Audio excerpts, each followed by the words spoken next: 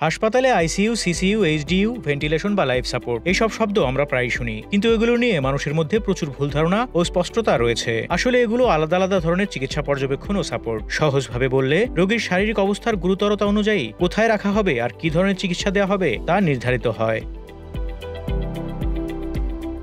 HDU বা high dependency unit হলো সাধারণ ওয়ার্ড বা কেবিন এবং আইসিইউ এর মাঝামাঝি একটি পর্যায়। এখানে রোগীর অবস্থা খুব খারাপ নয়, কিন্তু পর্যাপ্ত পর্যবেক্ষণ ও তৎপর চিকিৎসা দরকার। ডাক্তাররা রোগীর ভাইটালস, হৃদস্পন্দন, রক্তচাপ, রক্তে অক্সিজেনের মাত্রা, কার্বন ডাইঅক্সাইডের মাত্রা, দেহের অ্যাসিড বেস ভারসাম্য, লবণের মাত্রা এবং মূত্র বের হওয়া এসব দেখে সিদ্ধান্ত নেন। যদি ভাইটালস অনিয়মিত বা অস্বাভাবিক দেখা দেয় এবং রোগীকে ঘনিষ্ঠ পর্যবেক্ষণ দরকার হয়, তখন এইচডিইউতে পাঠানো হয়। যেমন কোনো জ্বর যদি সাধারণ টাইফয়েড নয় বরং সেপসিস বা গভীর সংক্রমণের কারণে হয়ে থাকে এবং শরীর দ্রুত ভারসাম্য হারাতে পারে, তখন সেই রোগীকে ওয়ার্ডে রেখে ঠিকমতো পর্যবেক্ষণ করা নিরাপদ নাও হতে পারে, তাই এইচডিইউতে রাখা হয়।